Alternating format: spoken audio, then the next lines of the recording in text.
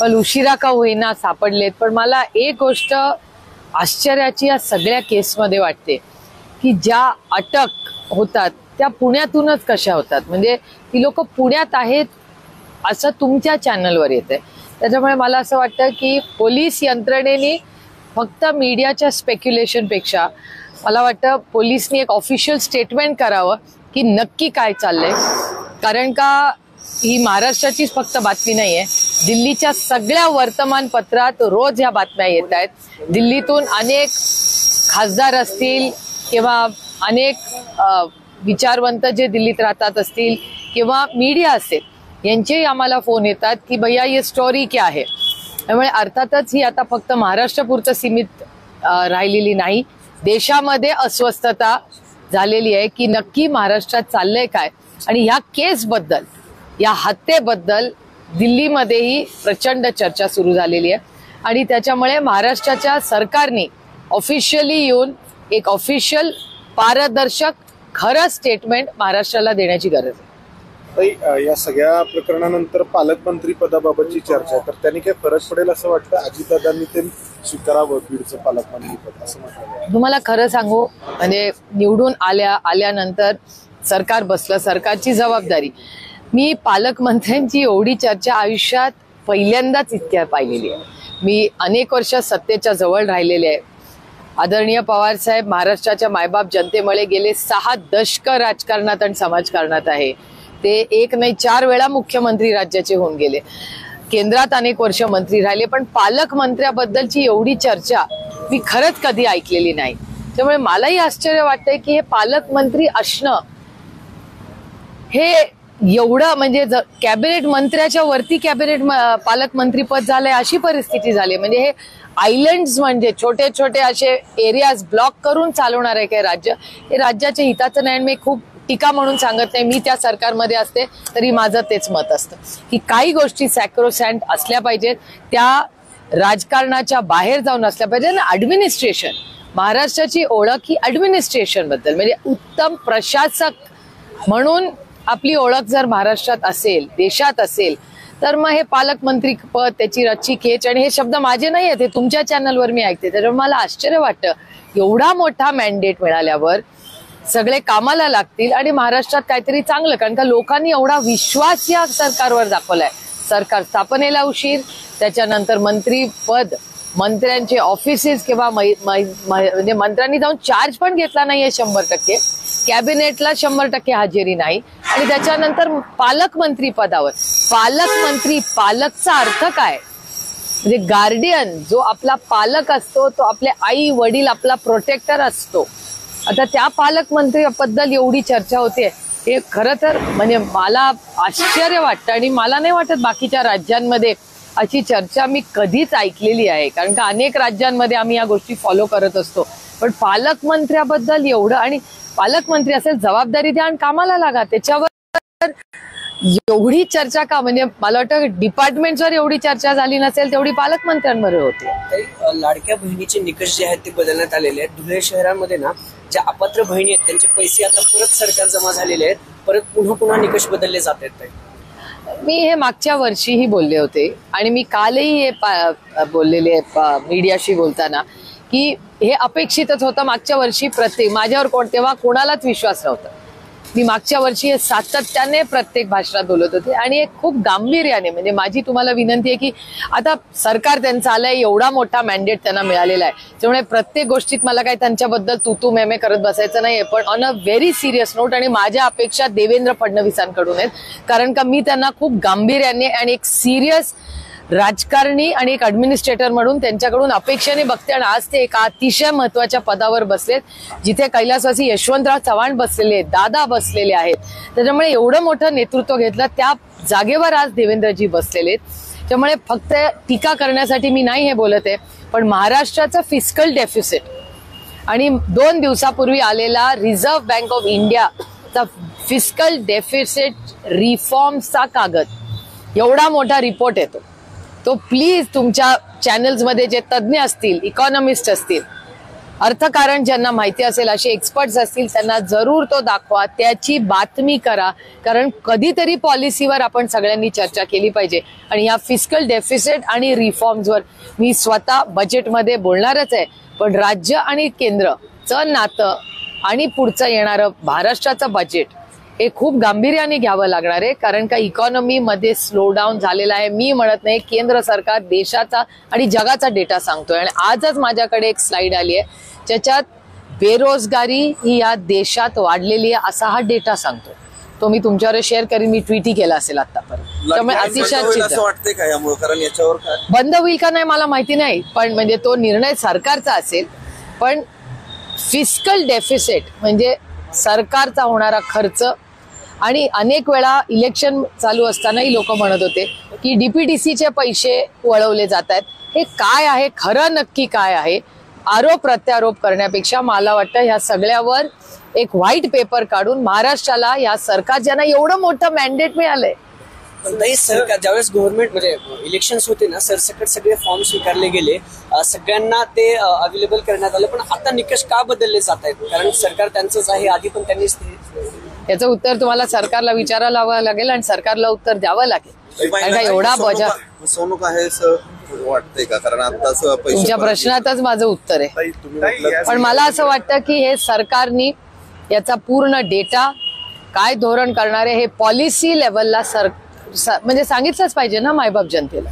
ताई, तुम्ही म्हटलात की देवेंद्र फडणवीसांकडून तुम्हाला अपेक्षा आहे, अर्थ खातं अजितदादांकडे आहे. अजितदादांकडून तुम्हाला काय अपेक्षा आहे? नाही, म्हणजे गेले 15 दिवस त्यांचं कुठलं स्टेटमेंट आलेलं नाहीये. त्याच्यामुळे मला माहिती नाहीये त्यांच्या डिपार्टमेंटमध्ये काय चाललेलं आहे. मुख्यमंत्री रोज टीव्हीवर दिसतात आणि त्यांचे स्टेटमेंट्स मी ऐकते. परवा म्हणजे मला अगदी त्या दिवशी देवेंद्र फडणवीसांना ते दौरा बघितल्यानंतर पूर्णपणे RR आबांची आठवण आली. कारण का ते RR पाटील मॉडेल आहे आणि आबांनी जे काम केलं तेच पुढे देवेंद्रजी पुढे नेत आहेत, याचा आम्हाला आनंद आहे आणि त्याचं मी मनापासून स्वागत करते.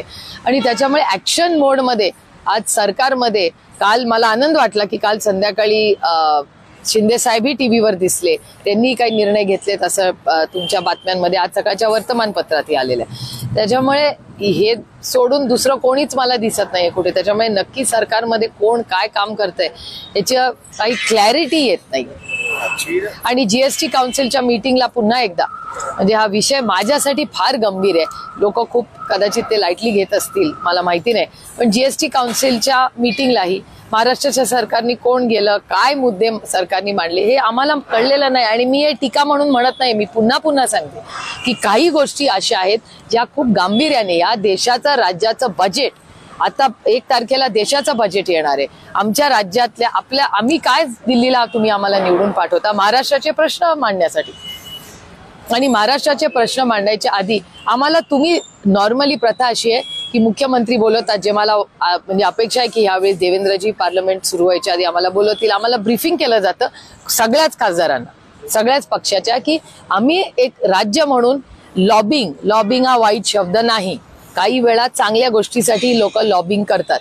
तर सगळ्या 48 खासदारांनी मिळून महाराष्ट्राचे काही प्रश्न राजकारण बाजूला ठेवून मांडले पाहिजेत. तसे जीएसटीचे इश्यूज असतील ना राज्याचे जे पेंडिंग आहेत केंद्र सरकारचे, तर महाराष्ट्राची काय लाईन आहे जीएसटी काउन्सिलमध्ये आम्हाला नाही माहिती. रेल्वेसाठी आम्ही एकत्र असतो नेहमी सगळे. रेल्वे डिपार्टमेंटला अश्विनी वैष्णवजींना भेटायला अनेक वेळा महाराष्ट्रातले आम्ही सगळे खासदार एकत्र जातो. अनेक वेळा नॅशनल हायवेचे इश्यूज असतात, त्याला गडकरी साहेबांना आम्ही भेटायला सगळे एकत्र जातो. तेव्हा आम्ही पक्षपात करत बसत नाही. आम्ही महाराष्ट्राच्या वतीने महाराष्ट्राचे 48 खासदार एकामेकाशी चर्चा करतो, गप्पा गोष्टी करतो, डिस्कशन करून रेल्वे असेल, मोठे इन्फ्रास्ट्रक्चर इश्यूज असतील त्याच्यासाठी आम्ही एकत्र उभे राहतो. त्याच्यात काही राजकारण नसतं, ते राज्याच्या हितासाठी आम्ही एकत्र जातो. तसेच फायनान्सचे काही इश्यूज असतात. अनेक वेळा चर्चा होते की जीएसटीचे पैसे आले नाहीत किंवा जीएसटी मध्ये बदल झाले पाहिजेत. हे झालेच पाहिजेत ना, मागण्या राज्यांनी केल्या पाहिजेत, पण त्या काय मागण्या आहेत ह्या तर आम्हाला कळल्या पाहिजे. ताई, बीडचा जो विषय आहे तर पोलीस आणि सीआयडीचं पथक तपास करतंय, पण युतीच्या ज्या प्रदेशाध्यक्ष आहेत अजित पवारांच्या पक्षाच्या संध्या सोनवणे यांची चौकशी झाली होती आणि एक पक्षीय पातळीवरती देखील हा तपास या प्रकरणामुळे जाताना दिसला. मला खरंच याची माहिती नाही. मला जे काय वर्तमानपत्रात येतं किंवा टीव्हीवर दिसतं त्याच्यावरूनच माहिती येते. पण माझी एवढीच अपेक्षा आहे की बीड आणि परभणी या दोन्ही केसेसची राजकारण बाजूला ठेवून, आणि मी कालही हेच बोलले की मला एका गोष्टीचा समाधान आहे की महाराष्ट्रातला संपूर्ण मीडिया आणि आता देशाचाही मीडिया गेले 26 दिवस सातत्याने प्रश्न विचारतो, आणि ह्या माणुसकीच्या नात्याने कधीतरी माणुसकी दाखवा, संवेदनशीलपणा हा एवढा मोठा मॅन्डेट आल्यावर दाखवणं आणि पारदर्शक कारभार करणं एवढीच अपेक्षा आहे ना या मायबाप जनतेची आणि आमच्याच सगळ्यांची. त्यासाठीच धनंजय मुंडेंचा राजीनामा घेण्यात यावा अशी मागणी होती. नाही, मी सुरेश धसांचंही स्टेटमेंट काल बघितलं, बाप्पांचं स्टेटमेंट बघितलं मी, आणि अनेक लोकांची स्टेटमेंट्स अशी येत आहेत. मला वाटतं संवेदनशीलपणा आणि जबाबदारी, सत्ता ही काय फक्त मिरवायची गोष्ट नसते, सत्ता ही एक सेवा आहे. लोकांच्या आयुष्यात, मायबाप जनतेच्या आयुष्यात एक चांगला बदल घडवण्याची ती संधी आहे. आणि एवढी जर कॉन्ट्रोवर्सी चालली असेल, स्थानिक मीडियावरच्या लोकांची काही मागणी असेल, तर जो योग्य आणि संवेदनशील निर्णय असेल तो महाराष्ट्राच्या माननीय मुख्यमंत्री आणि त्यांच्या मित्रपक्षांनी घ्यावा. या प्रकरणामध्ये जे वाल्मिकी कराडांवरचे आरोप होत आहेत त्यांचे फोटो नेत्यांसोबतचे सातत्याने दिवसेंदिवस ट्विट केले जातात. मग ते शरद पवार साहेबांचा फोटो माझ्या बरोबर पण आहे ना. हा, म्हणजे पण आज अमोल मिटकरींनी त्यांचा बजरंग सोनवणे सोबतचा फोटो ट्विट केला आणि ते म्हणतात की काय चाललंय नक्की, काय कळायला मार्ग नाही. आणि आमचे जुने फोटो आहेतच ना, एका पक्षातच होतो आणि आम्ही कधी डिनाय केलं. म्हणजे माझा तर आमच्या घरातला बाहेरच्या बाल्कनीतला फोटो आहे जो मला लक्षातही नाही, पण तो आलाय. एकाच पक्षात आम्ही काम करत होतो. कदाचित धनंजय मुंडे जेव्हा त्यांच्या वाढदिवसासाठी गोविंद बागेत आले असतील, कदाचित वाल्मिकी कराड त्यांच्यावर आले असतील, आणि हे फोटो आहे, आम्ही कधीच डिनाय केलेला नाहीये ते. आणि डिनाय करण्यासारखं काय आहे त्याच्यात? आम्हाला कसली चोरी आहे? आम्ही कधीच म्हणलं नाही आमचे त्यांचे संबंध नव्हते. आमचे संबंध होते तेव्हा एका पक्षात होतो, एकत्र काम करत होतो, त्याच्यात गैर काय? व्याघ्र प्रकल्पाचा एक विषय आहे. उमरेड कराडला ना F2 जे छावे पिल्ले आहेत खरं विभागाचे, त्यांना तिथल्या स्थानिकांनी घेऊन त्यांना त्रास देण्याचा प्रयत्न केलाय, पण वन विभागाकडून कुठली ऍक्शन घेतली नाहीये. तिथून याआधी पण 2 ते 3 व्हिडिओ अशाच प्रकारचे व्हायरल झाले. सरकारने याकडे पण गंभीरपणे बघितलं पाहिजे. नाही, काल मीही तो व्हिडिओ पाहिलेला आहे आणि कालच माझं फॉरेस्ट डिपार्टमेंटशीही बोलणं झालेलं आहे. काय झालंय की उमरेड असेल, ताडोबा असेल, देशामध्ये सगळीकडेच आजकाल टायगर सायटिंग मध्ये खूप जास्त लोक उत्साही झालेले आहेत आणि it's a form of tourism. त्याचे काही जे नियम कायदे आहेत ते फॉरेस्ट डिपार्टमेंटनी पाळावे एवढीच माफक अपेक्षा. कधी कधी काय होतं, लोक एक्साइट होतात, लहान मुलं असतात त्याच्यामुळे उत्सुकता मुलांमुळे पालकांमध्ये असते, पण सेफ्टी फर्स्ट, कारण का शेवटी ते वाईल्ड जंगल आहे, त्याच्यामुळे सेफ्टी, सुरक्षितता ही महत्वाची आहे. आणि ते नियम कायदे, जो डिस्टन्स ठेवणं असेल किंवा अशांत बसणं असेल, कारण का मी गेले 20-25 वर्ष दरवर्षी ताडोबाला जाते, कारण का मी एक ॲव्हिड फॉरेस्ट लव्हर आहे, त्याच्यामुळे जंगलप्रेमी मी आहेच. आणि मी दरवर्षी ताडोबाला, चंद्रपूरला किंवा ह्या सगळ्या भागांमध्ये जाते. त्यामुळे ह्या ज्या गोष्टी असतात ते टुरिझमला ते थोडंसं वेगळं डिसिप्लिन हे जंगलात सगळ्यांनाच ठेवावं लागतं, कारण का शेवटी तो रस्टिक आहे, अटॅकही होऊ शकतात. त्यामुळे गांभीर्याने आणि नियम कायद्याने व्हावं एवढीच माफक बीड अपेक्षा. प्रकरणात पोलीस यंत्रणा आणि सीआयडी यंत्रणेवर दबाव असल्याचं खरं तर बोललं जाते. असं खरं तर सगळ्या यंत्रणा, या तपास यंत्रणामध्ये पण त्यांना अडचणी येतात. हे आमची अपेक्षा आहे की महाराष्ट्राच्या मुख्यमंत्र्यांनी पारदर्शकपणे राज्याला बीड आणि परभणी या दोन्ही घटनेमध्ये न्याय दिला पाहिजे. एवढं मोठं मॅन्डेट त्यांना मिळालंय. एवढं मोठं मॅन्डेट दिल्यावर लोकांनी जेव्हा एवढा तुमच्यावर विश्वास दाखवलेला आहे, एवढं तर तुम्ही सत्य राज्याला देऊ शकतात. हे संवेदनशीलपणा या सरकारने दाखवावा. आणि काही नाही तर त्या मुलीचे अश्रू, तुमच्या सगळ्या चॅनलवर प्रचंड अस्वस्थ करणारे ते त्या मुलीचे अश्रू आहेत. त्या मला असं वाटतं आपण सगळ्यांनी मिळून राजकारण कधीतरी बाजूला ठेवून माणुसकीच्या नात्याने आपण सगळ्यांनी काम केलं पाहिजे. आणि दोन्ही परभणी आणि बीड या दोन्ही कुटुंबाला न्याय द्यायची नैतिक जबाबदारी ही आपल्या सगळ्यांची असते. थँक्यू. थँक्यू.